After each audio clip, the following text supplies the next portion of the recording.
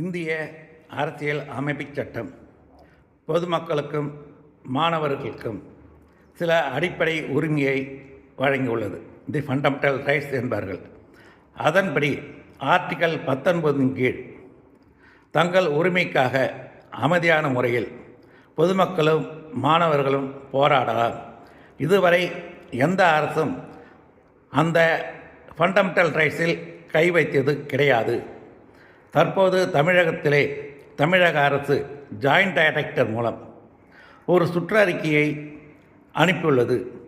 அதில் கல்லூரி மாணவர்கள் மாணவிகள், பள்ளி மாணவ மாணவிகள், இடதுசாரி இயக்கங்கள் மற்றும் காக்ரோச் ஜனதா கட்சி ஆகியவை நடத்தும் அமைதியான பேரணியாக இருந்தாலும் அதில் கலந்து கொள்ளக்கூடாது என்று மிக கண்டிப்பாக ஒரு சுற்றறிக்கையை அனுப்பியிருக்கிறார்கள். மக்கள் மாற்றம் வேண்டி ஜனநாயக முறையில் ஆட்சி நடக்க வேண்டும் என்று ஆட்சியை தேர்ந்தெடுக்கிறார்கள். புதிய ஆட்சியாளர்களுக்கு வாய்ப்பளிக்கிறார்கள். ஆனால் இப்பொழுது நடைபெறுவது இது போன்ற நடைமுறைகள் ஜனநாயக நடைமுறையா அல்லது சர்வதிகார நடைமுறையா என்று மக்கள் கேட்க ஆரம்பிக்கிறார்கள்.